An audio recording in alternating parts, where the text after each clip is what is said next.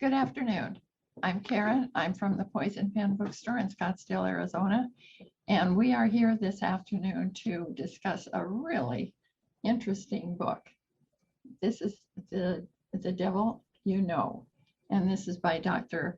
Gwen Adshead and Eileen Horne. Eileen Horne. I'm sorry, Eileen, I messed up on That's that. right. I think I've read the whole book. I think it's interesting. I think it's surprising. I think it's educational. I think it's thought-provoking and even a little bit humorous from time to time. And we feel very fortunate this afternoon that they are going to discuss the book. And I'm going to leave you on your own, and then we'll get to some questions and answers from our audience. So if you gals would like to start, please go ahead. Thank you so much. Thank you so much for inviting us to be here this afternoon. It's an enormous pleasure for us to be in the Poison Pen. That's fantastic, and I'm very much enjoying having this opportunity to interact with American readers, because it was very important to me when I was first thinking about this book. I really wanted to reach out to all audiences, to a non-professional audience, but I really wanted to reach out to people all over the world who would be interested in this kind of thing, because I know from visiting in the States, I've worked in the States a little bit and I have family there. So I know from visiting there that this is an area that people are interested in. So when I was to be able to work with an American co-author was very important to me. I'm Gwen's translator, really. We're two countries divided by the same language. And although I spent most of my life living in England, I suppose that my slight American accent and definite American sensibility has been helpful, if only in that I keep asking as we went through the process of compiling the book. I kept asking Gwen, well, is that like that case, you know, where the shooter did this in Los Angeles, or is that like that Supreme Court case? And so the book is about an English doctor's work with violent offenders who have mental illness, but it's also about the human condition, human nature, and, you know, criminal violence and offending around the world. And we also bring in examples of cases in Europe, Australia, etc. So hopefully it's got global reach. I mean, I think truthfully, I mean, maybe I'm overstepping here, but I think that there are few human beings who are not interested in what makes people do cruel and evil things. And I think it's been one of the things that I found in my work, that, you know, people are naturally fascinated, and everybody's got a view. Everybody's got a view on what makes people do horrible things. Everybody's got a view about what should happen to such people. And I think that it's a privilege, therefore, to be able to move out of the academic sphere where I'm a bit more familiar and come out to share what I've learned about working with violent offenders with, you know, an interested, intelligent public who I know are interested in crime and what makes people criminal and what makes people decide to do criminal things, because I like reading that fiction myself. So yes. Before I became a forensic psychiatrist, I was interested in what makes people kill, for example. So I really wanted to be able to reach out to this audience. But the wonderful thing about working with Eileen is that she was able to put a dramatic storyteller's voice, create, and we've created a kind of portraits of people, don't you think, Eileen? Or yeah, or maybe... I think we use a rather fancy term like mosaic portraits. So one of the challenges that you had, and that we used to talk about just over a cup of tea when you were thinking about writing a book about evil, was the ethical difficulty and the legal difficulty of it, because unlike Sigmund Freud, who could change the name of one of his neurotic female patients and pretty much just say what happened in the therapy room with a few details changed, you absolutely cannot do that. You're working, I mean, everyone needs to protect their patients' privacy, but you absolutely must, because that you've got their families to consider, the victim and their families. It's really a serious responsibility to protect them. So we decided that maybe the way through that, to break through that difficulty, was to pull together, let's say, 10 stories or 20 stories of female stalkers, as we do in one of the chapters, and make up a name. And actually, I made up the appearance of the people as well, so that, because I've never met any of Gwen's patients, there was an ethical wall between her and them. No one will ever be able to pick up this book, read it, and go, oh my God, that's the guy that killed my mother. No, it won't happen, because physically and in terms of their accent and their, even some of their turn of phrase, that's where my kind of creative nonfiction has come in. But they are all utterly clinically accurate, aren't they? And really based totally in Gwen's experience. And one of the great benefits of having worked as long as I have done is that we can build up mosaic pictures with tiny fragments from across sort of 25 years of work, and that's helped to build up a picture that's clinically accurate, but protects everybody's privacy and their sensibilities, because it is a privilege to do this work. And it's important not to, you can't exploit that privilege. But the other thing that you've often said, Eileen, sometimes when we've been talking about this, is how these chapters are almost like short films. And I think there is something about, I really hoped, we both hoped, I think, that this book would be an invitation to people to come and see what I see, come and meet the people that I meet, but come, as it were, alongside with me and come and see what I see. And so that there's a kind of joint journey. We're coming together to look at something and get up close and look at something that perhaps people haven't looked at before, after the prison door shuts, after the judge gives his or her sentence. What happens then? And so the book is a kind of invitation to come and see what happens to who've been convicted of very serious crimes of violence, and what kind of therapy can be offered to them. Actually, you're reminding me of a bookshop event I went to many years ago in London, with the great Italian author Umberto Eco. And there was this incredibly sycophantic woman interviewing him, very young and obviously starstruck, because he was so eminent and amazing. It wasn't that long after he wrote The Name of the Rose, possibly one of the great classic modern crime novels. And she said, Mr. Eco, you're so brilliant. What made you decide, after all the other things you've written, to write a book that is an investigation? And he went, my dear, everything I write is an investigation. And that just comes to mind as you're talking, because really this book is an investigation. We talk about it as a journey into the criminal mind, because publishers like those phrases, but the truth is it's more than that. It's an investigation of evil, of good and evil together, of our own states of mind. And perhaps you want to say why we chose this title. Well, we had a lot of difficulty with the title, I think it's fair to say, because there were all sorts of things that we really didn't want to reference. We really didn't want to talk about evil in the title, as it were. But one of the things about the title is that it refers to an old Irish proverb, in fact, this idea that it's better to know the devil, the devil you know is better than the one that you don't. And that certainly fits really with my work as a therapist, where we think it's probably better to know more about the devils that bother us. And that if we really want to understand the roots of violence and criminality, and if we want to do something about them, we better get up close and personal and understand them, really get to know them well. So that idea of the devil you know is that this is the best way to try and understand human cruelty, by getting up close and looking at it, including our own, not just theirs but ours. And that's my original idea.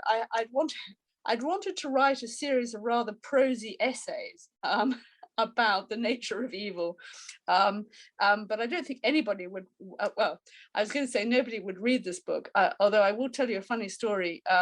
I had a proposal out, and it was going to be published with a small academic publisher, but it got out on Amazon, that I was going to publish this book. It was going to be called A Short Book About Evil. So that was there on Amazon, and I looked one day to discover that somebody had reviewed this non-existent book called A Short Book About, and not only had they reviewed it, but it was a bad review. So I think that really convinced me, if I needed convincing, that my collection of prosy essays was not going to work, and I needed Eileen to help me create a voice that would be able to speak much more clearly and much more openly and warmly, I think. But I did start, and I do start from the premise that we all have a capacity for evil and cruelty, and it's exploring our own capacities for evil and cruelty that I think are at the heart of our fascination around evil. I mean, maybe I'm overgeneralizing, but I think that many people are drawn to reading crime fiction because they wonder deep down, could I do this? Could I kill my spouse for the life insurance? Could I kill this woman because she's inconvenient to me in some way? Could I kill this person because I really hate them? I think, and that, of course, crime fiction, as P.D. James always said, it's always about murder. It's not about armed robbery or stalking. It's usually about murder. So we're really talking about what makes people kill. And I guess, I've always wondered whether, in the right circumstance, in the right place, if all those risk factors lined up, maybe I could kill too. I remember early on when I was, busy feeling stupid and like a lay person, you kept using this expression, risk factors, and you said, that's my job. I wonder if you could just define what forensic psychiatry is, and forensic psychotherapy, because you do both, but in England versus America as well, because I really had to have that explained to me. Sure. So forensic psychiatry is the psychiatry of looking after the mental health of offenders who've committed violent offences. But the slight difference is in the States, forensic psychiatrists tend to be psychiatrists who mainly give evidence in court, in different kinds of courts. So obviously the criminal courts, but also in family courts and civil courts. And so forensic psychiatrists are psychiatrists who give legal testimony. But in the UK, they are also people who take care of people who've committed violent offences when they were mentally ill, or become mentally ill while they were serving prison sentences. So in my world, I do go to court. I work quite a lot in the family courts because I'm interested in parental mental health, and particularly mothers with mental health problems. But I also look after people with mental health problems who've committed violent offences. So there's that kind of dual role about being a forensic psychiatrist. And I trained as a therapist because I wanted to really spend time understanding how people had let themselves do these terrible things. Because if we could understand that, maybe we could help them not do it again in the future.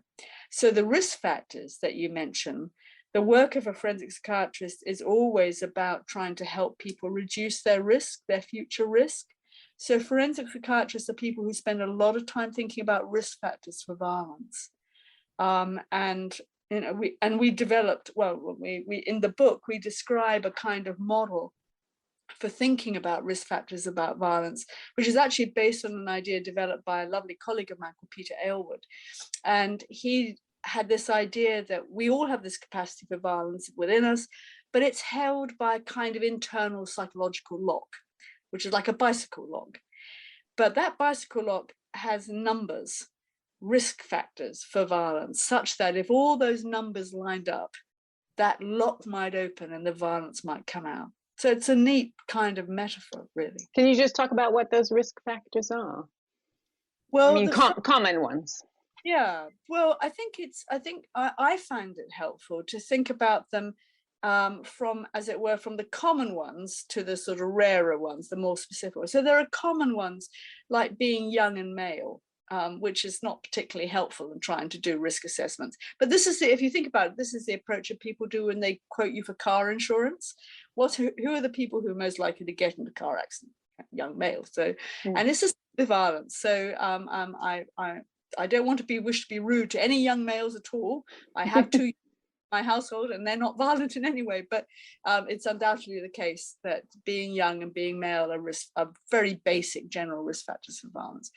And then the next couple of risk factors that are really to do with people's minds and mental states, and they're risk factors about how antisocial you are, how willing you are to break the rules. Substance misuse, big risk factor, because it's a disinhibitor and it makes do things they wouldn't otherwise do, stops people thinking. And some kinds of very severe mental illness, very rarely severe mental illness, can actually increase your risk of acting violently, particularly if you're paranoid, which if you think about it makes sense. If I'm so terrified that I'm going to be attacked by somebody else, I might attack first, that kind of a thing. But often the last number of them in the log is something that's very personal to the offender, something that really relates to unresolved trauma or unresolved distress, something that has real personal psychological significance for them.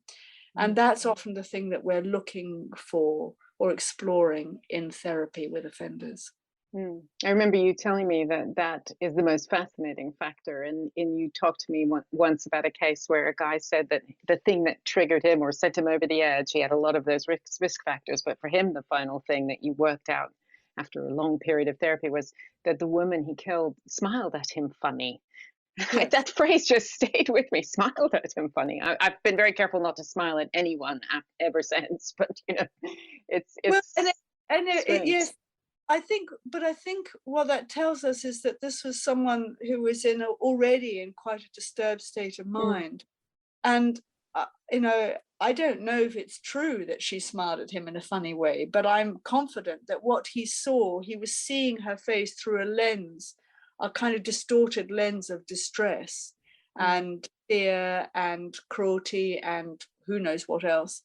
And something about what he saw made him feel perhaps belittled or frightened or threatened or all of the above, enough perhaps to tilt him over the edge into action.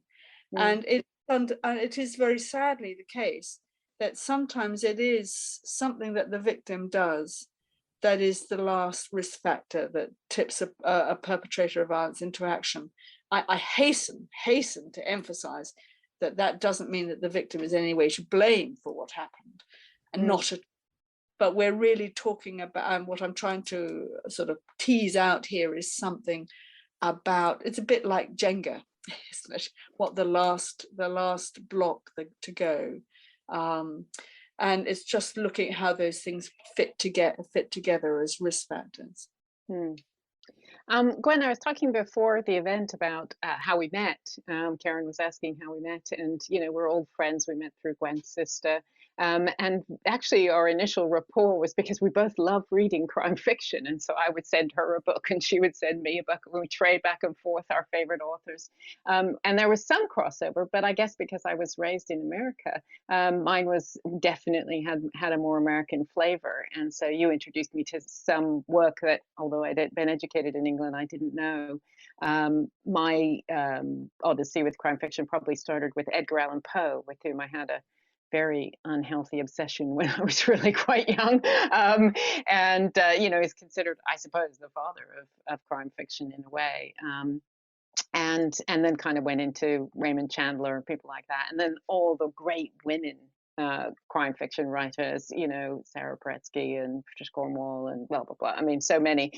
Donna Leon is a real favorite of mine because I love Venice. And then, of course, the kind of gritty men. I loved James Crumley and James Ellroy and those wonderful Elmer Leonard, people with that incredible dialogue, you know, amazing vernacular. But your journey was really quite different. I'm fascinated when you talk about that. Such a different one, and it goes back to what you were saying about the two worlds with a common language, because it's amazing what you can do with the same language. Because I grew up with what you might think of very traditional sort of British kind of detective story. W.H. Auden wrote a wonderful short story, a short piece about this called The Guilty Vicarage, and it's really all about the idea about violence and disorder in sort of places where you don't expect it, and how detective fiction is about bringing order back to out of chaos, that there's a situation where chaos is caused and the detective comes and puts everything back into an ordered cosmos again, but it's often set in an English village, or in English, or indeed in English, and not always in a vicarage, but the body in the library, that kind of thing. So I grew up first reading Agatha Christie, perhaps not so many millions of readers around the world, and I was 10 years old, I think, when I started reading Agatha Christie, and I loved it. I remember really getting them from the local library and really enjoying reading those.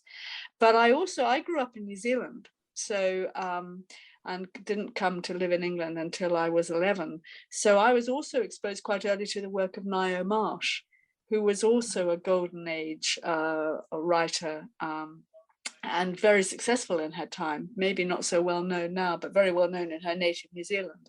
And she made me want to write detective fiction, I remember. I think you did. You told me once that you did write a little detective story when you were a kid. Story when I was about 9, but the plot hinged on a high priest being poisoned. I think I must have been, I can't think where I got these ideas from. I think it must have been some Rudyard Kipling kind of story also, perhaps, that my father read me. I mean, I think the other thing is that I was very exposed to detective fiction. My father read me the books that he'd enjoyed as a child. So he read me John Buchan. So Prester John, and The Three Hostages, which is a great, not exactly a detective story, it's more of a sort of thriller, but The Three Hostages is a great story, crying out to be made into a television series, I think.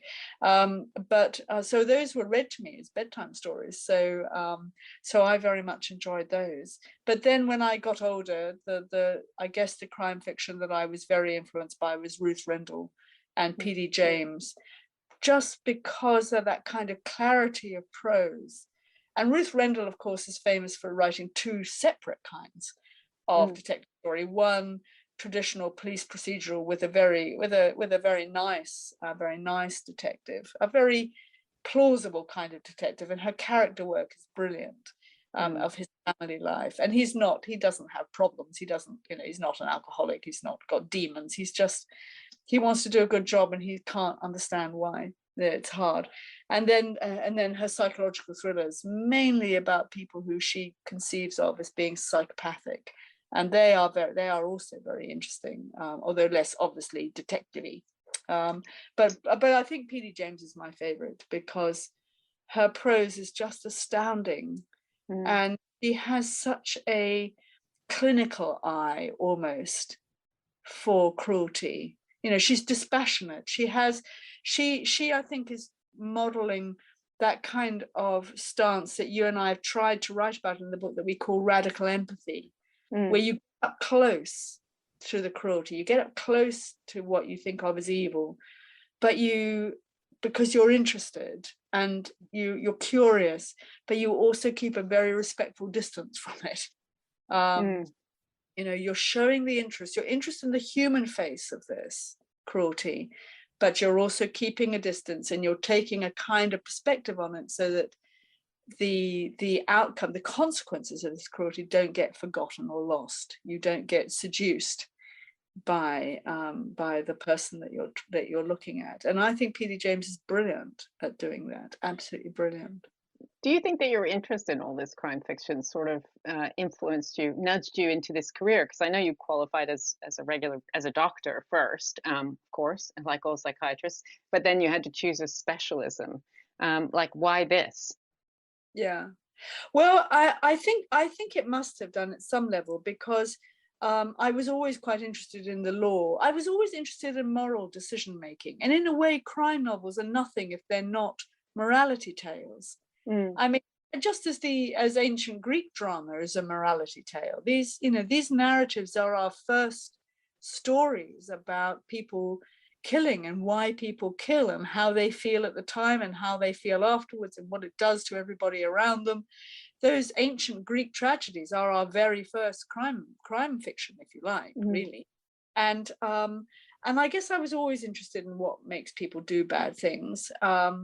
And I don't know if that makes me a peculiar child or an ordinary child. I think probably just a very ordinary child, really. But I was lucky, I think, in my working life to be interested. I was able to have a chance to study law and ethics in medicine.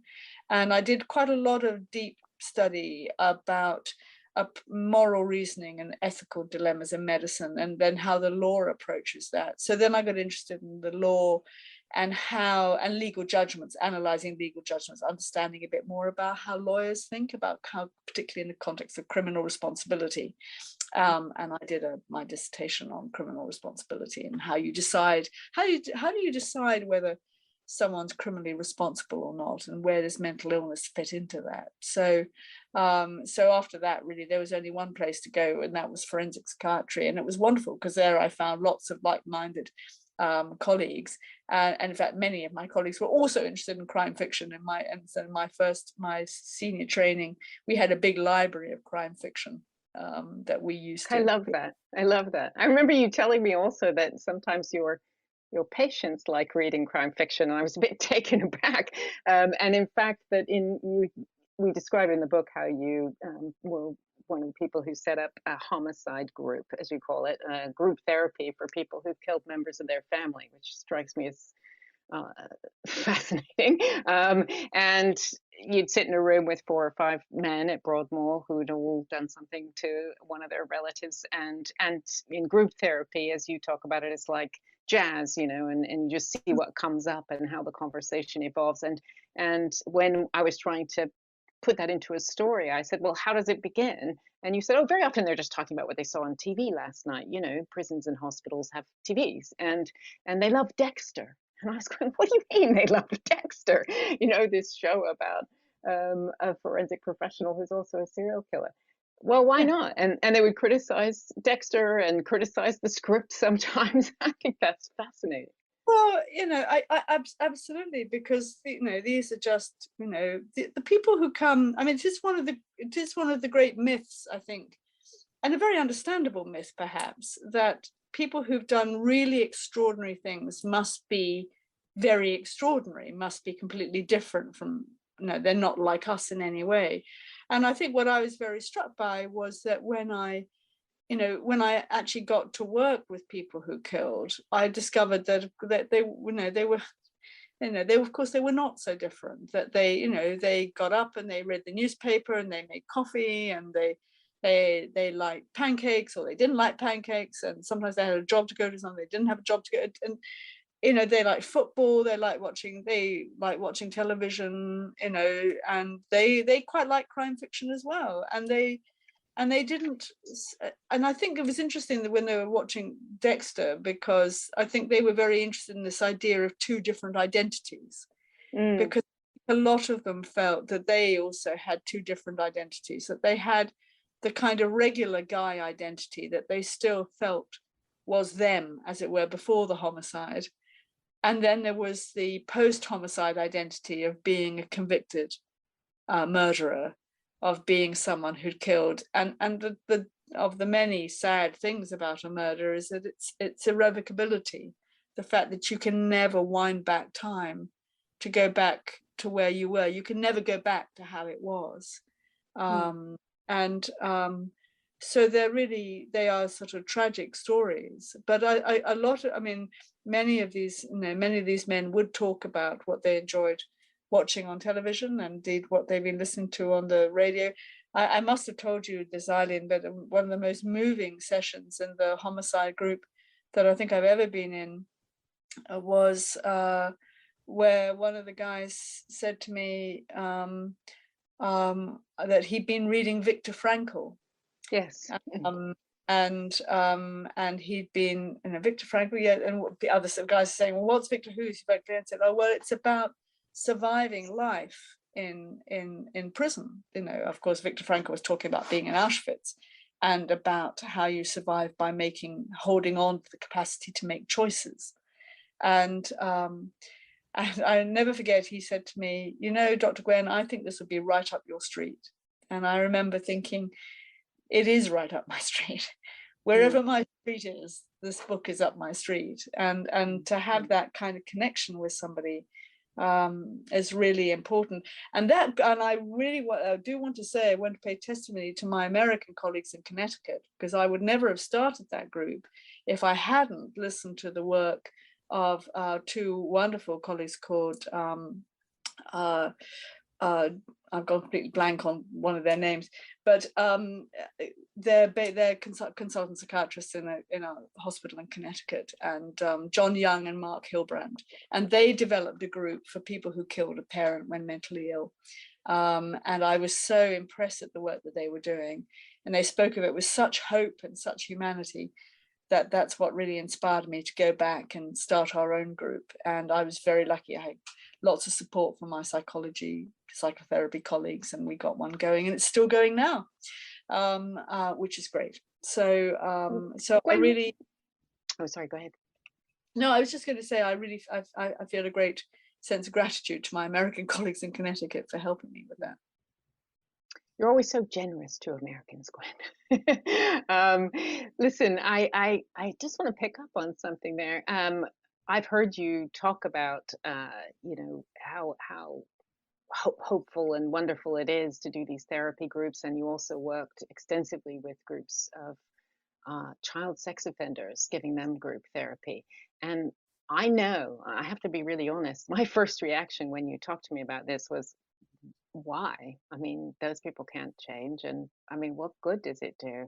And I've actually, of course, because I'm an obsessive writer, I read the quotes on Amazon, and in the newspaper when there's an interview with either of us, people write in the quotes in the notes section below, and a number of angry people have written, why do you bother to sit with these people and give them therapy? They can't change, and there's plenty of other people that are badly in need of mental health care. And I'm interested in how you deal with that if you come across that in person. Well, I do come across that in person, and I guess that I approach it in a number of different ways. I think the first thing I always say is that it's enlightened self-interest should make us interested in offering therapy to these people, and they're largely men. There are some women as well, but they're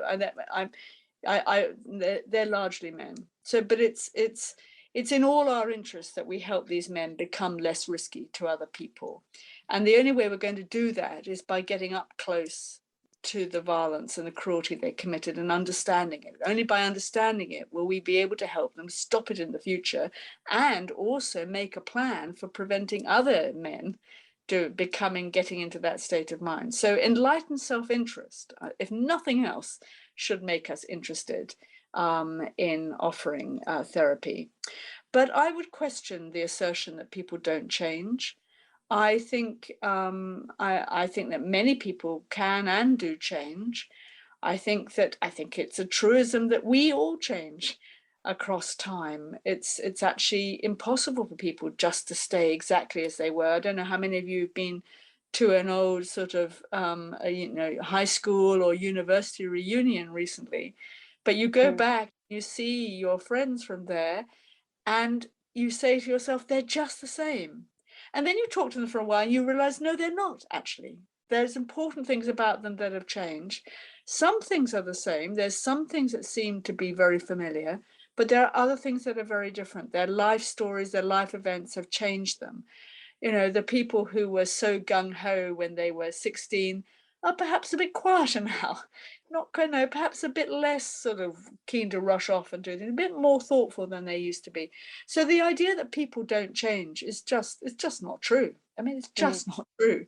Now, I wouldn't claim that every single person can always be helped with therapy. I have, and it's one of the abiding professional dilemmas of my life, I think, together with, and I don't have to make this decision by myself, thankfully, but one of the biggest decisions that we make in the world that I work in is this a guy for whom we can do nothing? That is one of the most, and just like any other doctor, it's a huge thing to decide that there's nothing you can do. And of course, we've seen this with COVID. We see this in oncology services. The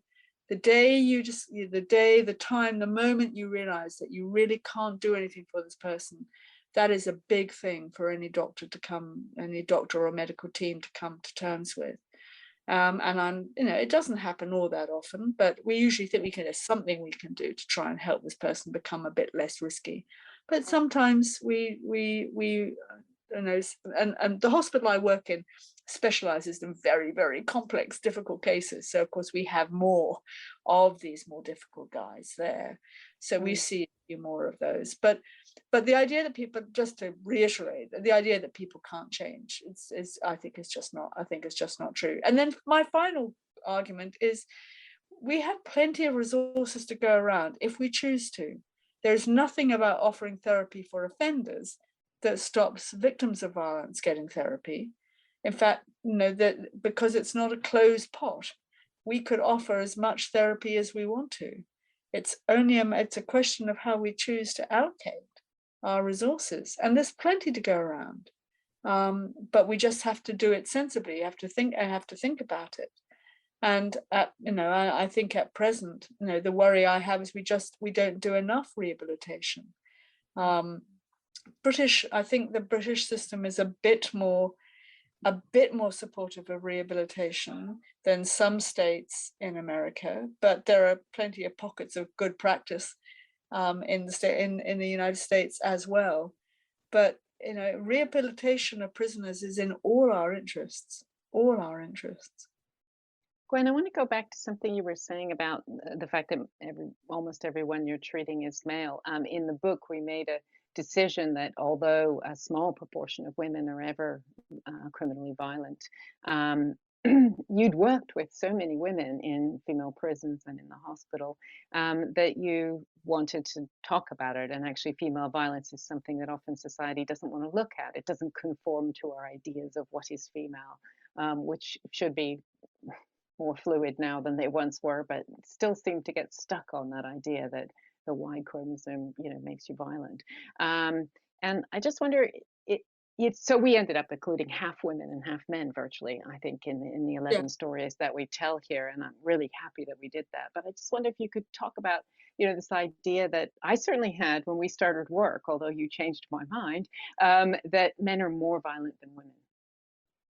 Yeah, this is a really complicated area because there is no country or culture in the world, as far as we know from the available data, there is no country or culture in the world where men don't account for at least 80% of violence perpetrators. So women violence perpetrators are always a tiny minority of violence perpetrators. But that still doesn't mean that most men are violent, that even those male violence perpetrators are a very small fraction of all the men there are. So there's nothing about the Y chromosome that makes you violent, but it could seem that way if you just look at the way that violence is presented in the media. And we rightly get worried about violence, and the way the violence is talked about is often presented in a very worrying and disturbing way. But it is violence violence rates have been falling for 25 years. And we don't really know why that is. There are lots of potential reasons. It's because violence is complicated. But I think that there's something that I strongly suspect that there's something about masculinity and gender roles that's responsible for the high levels of violence perpetrated by men. But when women are violent, I think their violence is very similar. It's just that the absolute numbers are far fewer. And that is interesting. And some people have argued that maybe it just takes more to get a woman over the threshold where she'd be violent. Maybe women need 6 or 7 risk factors to be present before they become violent. But when they are violent, I think it's not different from male violence. I think the cruel states of mind, the lack of empathy, the rage, the cruelty, the anger, I think that's all there in women in exactly the same way. I don't think it's different for women. It's just that the numbers are fewer. And I think so, and we did talk about it long and hard because I didn't want to misrepresent women's violence. But on the other hand, the trouble is, because males dominate in violence studies, women's violence can get sidelined and get out of sight. And I had met so many violent women who I thought really their stories needed to be told. And that because of the difficulties that they face in their rehabilitation, because there's not a lot of rehab set up for violent women because there's so few of them. People don't know what to do with them. So if you're a woman who's killed, or if you're a woman, who's very badly, beaten up her child, say, it becomes very difficult to get help for yourself, to try and get rehabilitated, because there just aren't the programs around. As we describe in the book quite a bit, just frustratingly over and over again, these women are trying to get help and cannot. Yes, and I think that I really wanted to try and get across to people that that there are women out there who do violent things, and they need help, because just in the same ways that the men need help. And the thing is that if you're a male offender and you get sent to prison, you're expected to do work on your offense. But when women get sent to prison, often they don't seem to be offered the same kinds of violence reduction programs as the men are. And it's just not, and their violence and their cruelty, maybe because it's very shameful, just doesn't get talked about, I think, in quite the same way. It's fascinating. I mean, it's a huge area, as you always say. It is. The Nobel Prize winning question, this whole question of gender and violence. I'm thinking that we're sitting here in the poisoned pen virtually, which is, a specialist in crime fiction. And I know that we've talked about how much we love it. But of course, a lot of crime fiction is transferred onto the big and small screen, where I get the sense you love it less, maybe. And I just wonder, what makes you throw something at the screen? What are the myths that are being perpetrated either in crime drama, detective fiction, or, the very related genre of true crime, which has become hugely popular? What about that, given all of your experience and your day job, makes you furious? The myths out there that seem to be perpetrated over and over again. When do you throw your slipper at the screen? Well, of course, I'm not, as like any good psychiatrist, I get maddened by silly depictions of mental illness, or the suggestion that mental illness makes people violent. That sits very uneasily with me, because that's a very old myth, and I think is just so misleading and so stigmatizing. But the other thing I think that really does make me want to throw things is really discussions of psychopathy, because psychopathy is an interesting topic. It is an interesting concept. It's been around, for at least 100 years. But again, a concept that was beautifully developed in the 1940s by an American psychoanalyst called Hervey Cleckley, who wrote a wonderful book called The Mask of Sanity, which is worth getting hold of. In fact, the Cleckley family, in the spirit of pure generosity, have actually put it out online, so you can find a PDF easily online and download it onto your Kindle. And he wrote first in a way, is one of the fathers of psychopathy. And along with Professor Robert Hare in Canada, who then applied those ideas to prisoners in federal prisons who committed very violent offences. But from that work has mushroomed, spawned some mad ideas about psychopathy, and how psychopathy is very common and psychopaths are very intelligent. I mean, there's so much out there about psychopathy, which is really largely generated by films and drama. And I get very fed up with drama stories that really start with creating a picture of a person, and you can see, oh yeah, they're going to turn out to be a psychopath, and they're always the same. They're very charming, they're very intelligent. They're just, I don't know, and it's just, I just don't. And they always have bad haircuts. I don't know whether anybody else has noticed this, but if you want to spot the psychopath in the movie, poor Javier Bardem in No Country for Old Men. There is a fantastic actor and a beautiful man with the most appalling haircut, solely in order to convince us that he's a psychopath. As if murdering in cold blood was not bad enough, he has a terrible haircut. I mean, there's just something really odd about it. Yeah, could I interrupt you here for a Please, minute? I think it's time for your questions. Over to you. I think we have some questions from Great. our audience. Terrific. Want me just to step up here? Yeah, do you want to sit here? Sure.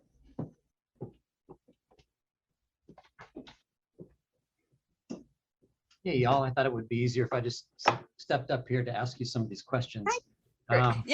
But, you know, before I do, I mean, it's so fascinating what you were talking about at the beginning of the program about kind of the shadow self. Robert Bly has that wonderful little book. It's a little book, what is it? The Little Book on the Human Shadow or something like that.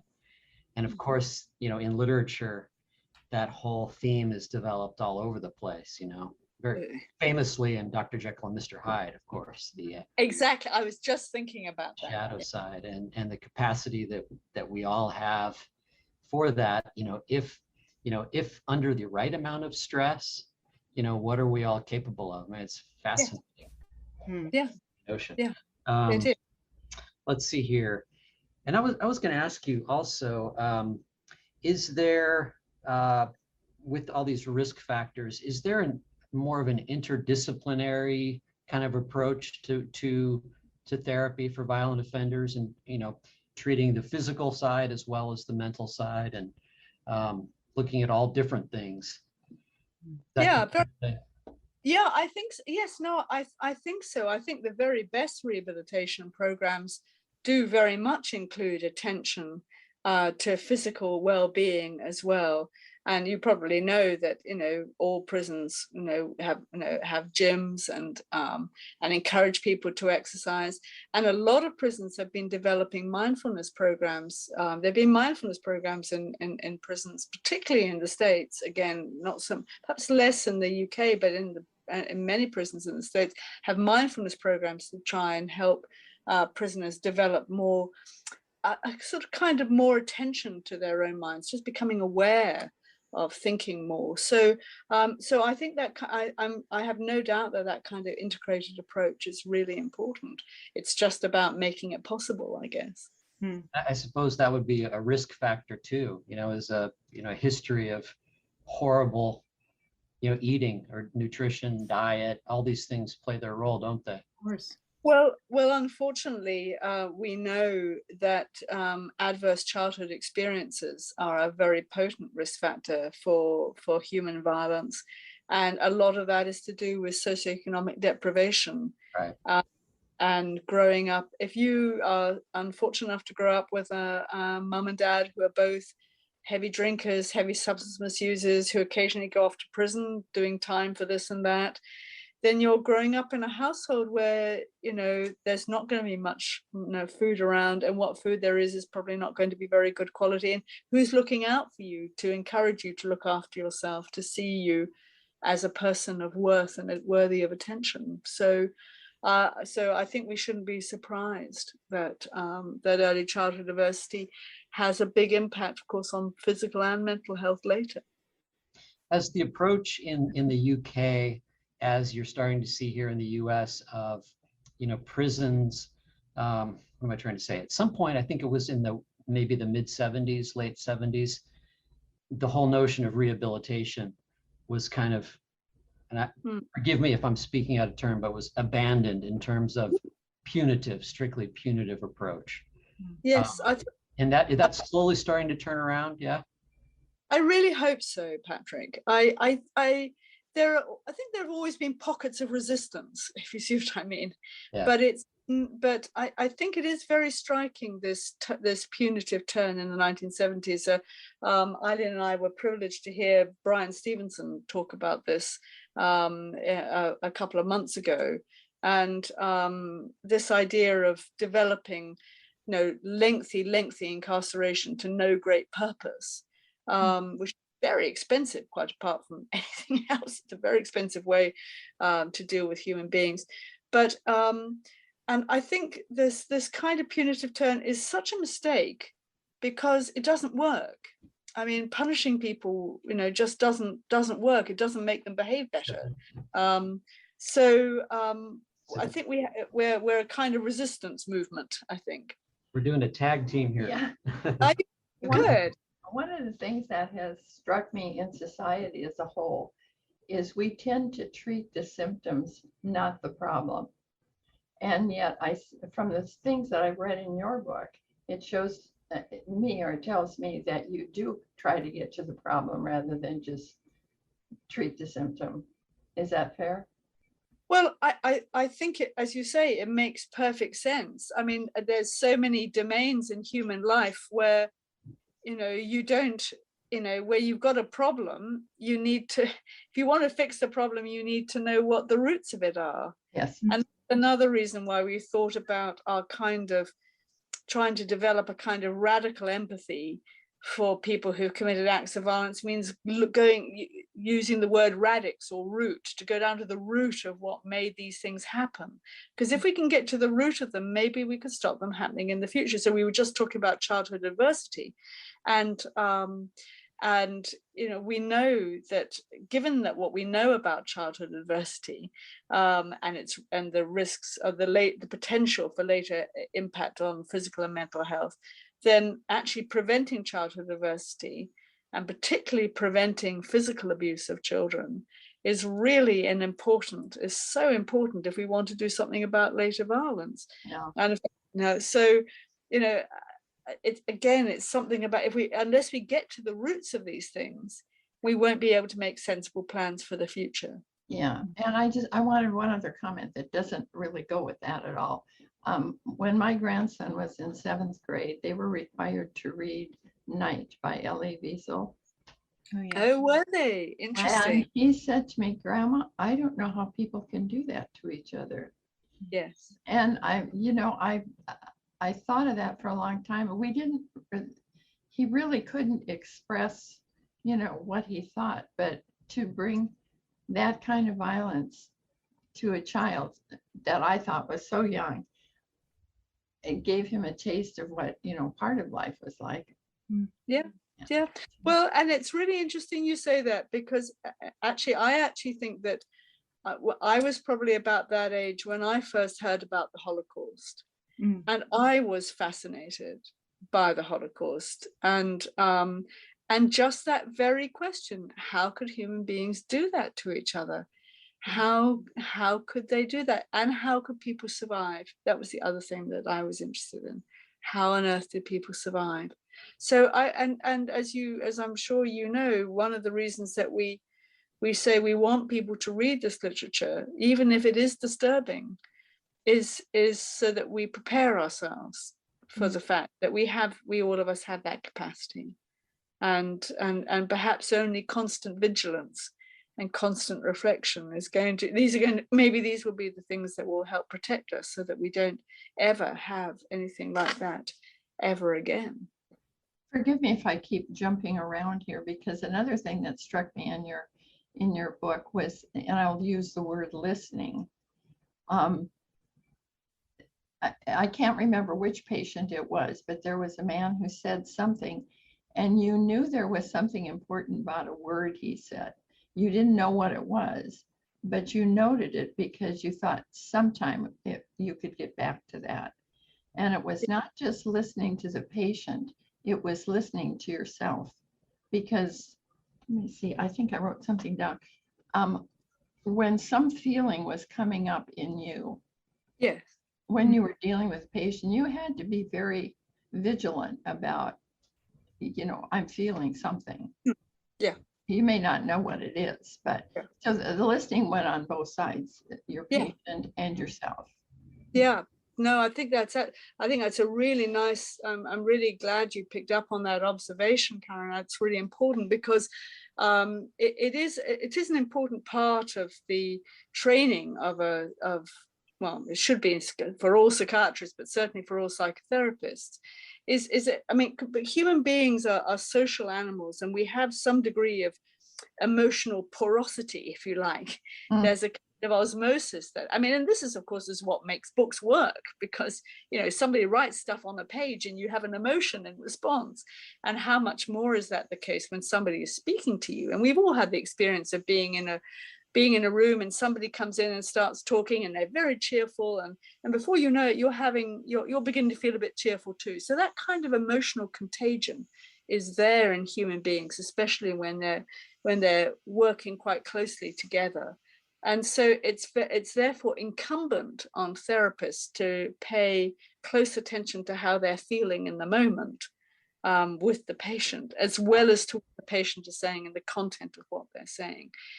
Because sometimes that kind of emotional response to a patient may tell you something very important. Yes. Well, there's the extraordinary story in the book, which, you know, had to go in as soon as Gwen told me about it, where she kept falling asleep in the presence of a patient. Literally falling asleep. Can you imagine being in therapy and your nice therapist falls asleep with a woman who had violently murdered somebody and who was, you know, seeming to have made a great improvement over many years in prison, and was in fact going to be moved to a less secure setting. And Gwen was assessing her, and she kept falling asleep. And it was because the woman was denying her suicidality, that she still felt terrible about what she'd done and wanted to kill herself, but she wasn't articulating that. And Gwen had got so close to her that almost by osmosis, she was feeling, if I've got this right, Gwen, you were feeling her big sleep, her feeling of wanting to check out. Yeah. I've never heard of anything like that in therapy. It was absolutely fascinating. We had to put that in. Yeah. You know, I noticed another thing throughout the book. You would quote other academicians or academics or a literature. You had Shakespeare in there. One of that struck me, if I could quote, this was from Anne Sexton, a poet. Ah, yes. Doctors are only human trying to fix a human being. I thought that was kind of true. It was always also humorous, and I think there's a lot more to it, even though that may be a nice, amusing summary. Yeah. Well, and I mean, I firmly believe that our poets, our playwrights, our novelists, these were our first psychological therapists. These were the first people to put human emotional complexity into words and to puzzle away at why people do what they do. And I think it behoves us sometimes to see if any of these masters have something that could perhaps really express something beautifully. And Shakespeare, for me, has always been a really important instructor, because there is so much in his plays which really go to the question of psychological complexity. I was just quoting this morning where Shakespeare writes about a suicidal young woman. She spoke as one incapable of her own distress. And in that moment, he's telling us, he invites us to think, what does it mean to be capable of your own distress? And what would it mean if you were not capable? Would you then be overwhelmed and unable to live? And that's those kind of psychological insights. I think they're really worth looking out for in any kind of literature you read. And I think the best literature does make you think about people's minds, including your own. And I have one last comment question. And I think you mentioned this. The public demands punishment of the criminal, whereas you're introducing compassion. And it reminded me, on a news show, there was a pastor down in Texas near the border. And while he agreed with all the restrictions on the border, he also had the compassion for the people that were trying to get away. So he acted on his compassion by supplying water and food, but he still stuck with his belief system. And I don't know, does that fit your ideas? Well, I do believe that judgment is important. I think that we as a society and a community are entitled to be angry and lament and be distressed when one of our number has caused harm to another member of the community. I think that's only right and proper. And I completely understand feelings of hurt and vengefulness. I completely understand them. And, and I felt them myself at times. But I think that we have to learn to manage those feelings and not let them be determinant of how we manage offenders, because ultimately I think it's too costly, morally, psychologically, philosophically, even just in terms of money. I'm not sure we can afford vengefulness. I'm just not sure we can afford it. And at some point, I think we have to let go and move on. Easy for me to say, I know, but I do passionately believe that. Okay. Did you have any other audience questions? I do. Okay, Patrick's gonna Do you want me just to kind of hang out up there? yeah, why don't you do that? That's easier than that. Sorry, this is so fascinating. I hope you don't mind if we run a little bit over time. I think the audience is really enjoying it too. Yeah, there's an author who has a comment, Karen, who says, I can see how it would be painful to come to the conclusion that you can't help or rehabilitate someone. There's no closure. What is often satisfying about a detective novel is we come to understand the villain, to understand his or her context, his past, backstory. So we gain a sense that we've excavated or discovered the, quote, answer. A coherent psychology, a logic that connects feelings and actions. This is a great question. That serves as the reader's closure. One thing I always remember as I'm writing my villains is a villain is not a villain in his own head. His motives and actions feel legit to him. Yes. No, that's absolutely right. And we were having a very similar conversation about this with another crime writer, the wonderful Val McDermott. Oh, yeah. We know her. Yep. You know her. Val is a wonderful person, and she and I have met in several different settings, and I love her work. And she was saying exactly the same thing: is you have to write from the motives, understanding the motives of the person, but also understanding how they make it all right for themselves. And I must say that was a breakthrough for me as a therapist when I realized that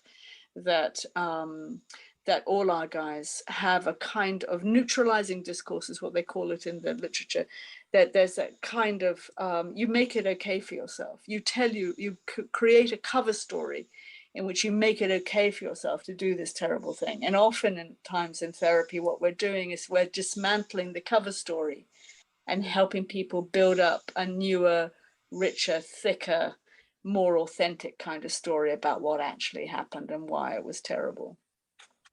I would bring that back to Everyman, just as you said that, Gwen. I thought, but we all have neutralizing discourses that we do all of the time. I sort of flashed on an actress telling me once when we were filming on location, I was a bit taken aback that she seemed to be having an affair and actually knew her husband back in London. And she went, "Oh, Eileen, darling, doesn't matter.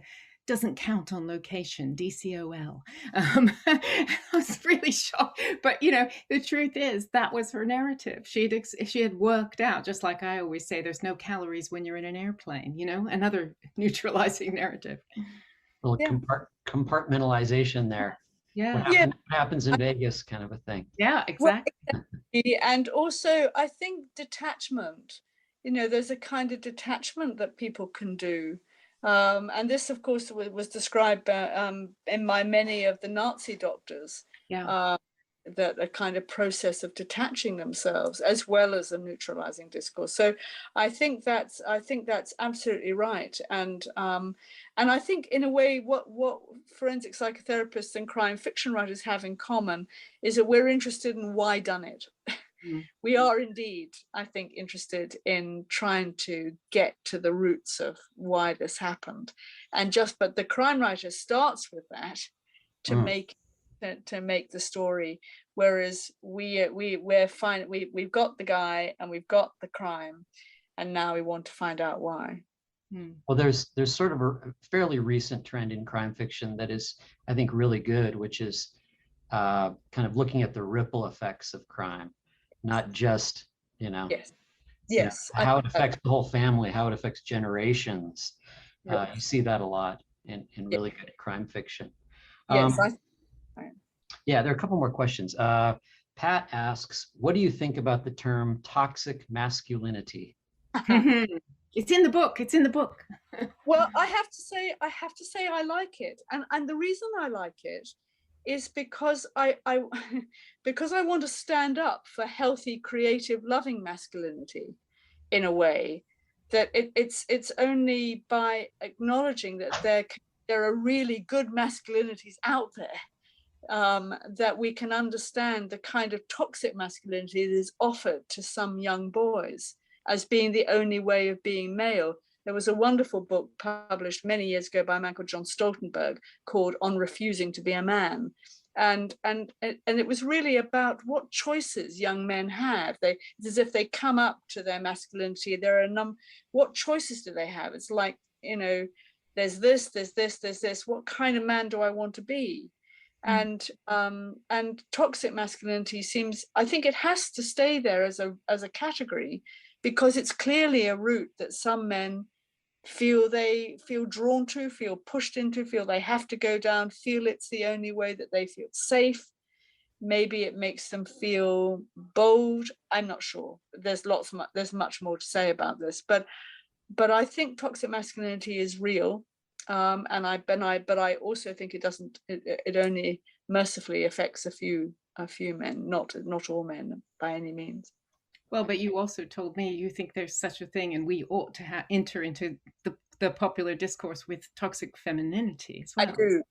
I do think that, and that's a topic for another day. Yeah, for sure. Yeah.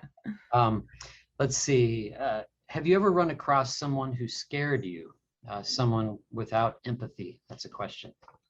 Yeah. Yes, I have. Not very often, but once or twice. Yeah, once or twice. I've met someone who scared me. But I suppose what's interesting is it's how unusual it's been, really. I mean, I always take precautions. I think the sensible forensic worker is always thoughtful about risk, and it would be very foolish not to be thoughtful about risk. But generally speaking, that it's working in a maximum security prison or a maximum security psychiatric hospital is one of the safest places to work, because where the risk is. But I've met people who frighten me. And now I think about it, not all of them were in the psychiatric hospital or in the prison, but still. Some of them were I shouldn't say in office, right? There are so many examples in literature and in film, but you think of someone like Hannibal Lecter. We all think of how terrifying he was, and there's so many elements that go into that. His brilliance, his intellect, and things like that. And that's become, Silence of the Lambs has become sort of a template for a certain kind of thriller. Does that sort of character exist in your experience? I have not met such a man. I don't think so, because in my experience, if they're very violent, they're often not that intelligent, and if they're very intelligent, they're probably not that violent, because if you're really smart, you wouldn't be carrying out any violence yourself, because that's dumb. Because violence is a high risk strategy. It has consequences. So you'd have people to do that. You might have people to do that for you, right? But you wouldn't necessarily do that. I mean, Tony Soprano. If we're trading dramatic representations, you see, I think Tony Soprano is more believable. I think I've met more Tony Sopranos than I've met Hannibal Lecters. Interesting. Because I think.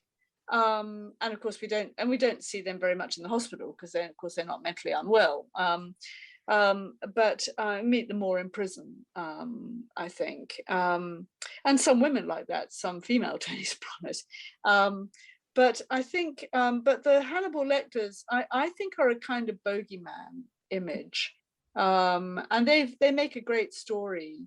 And I have to say, I think Thomas Harris has an ability to write in a terrifying way. I read Red Dragon and I had to sleep with the light on for a couple of nights. But, You know, you know what I think one of the scariest scenes, at least for me in that movie, is the movie part is when they're transporting Hannibal Lecter, and they have him on a dolly and they're wheeling him, and the thing is, he's so dangerous, we can't even let him walk. We got to strap him in and roll him from place to place, and that's just like terrifying. Yes. It is terrifying. And I mean, I have met men who are very violent and disturbed, but they're not controlled. It's not this controlled. It's not that. It's not highly intelligent. It's not.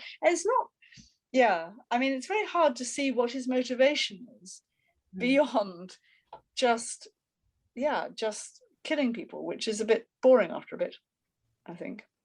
This is a great note to end on. I was going to ask you, and maybe Karen has some final thoughts, but what do you think about that wonderful expression, the banality of evil?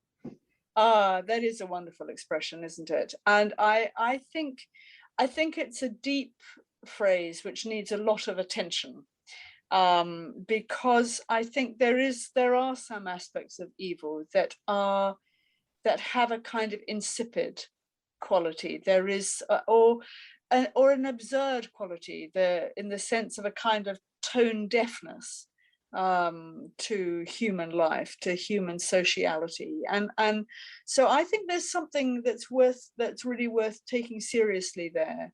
And I have certainly met people where the evil that they've committed has been of a banal, dreary kind, a bit like Crime and Punishment, where there's no particular reason. It's a meaningless kind of crime. Nothing is achieved very much. It's just, and 2 lives get wasted for no great purpose. And so it's worth a lot of reflection, I think. Raskolnikov. Absolutely.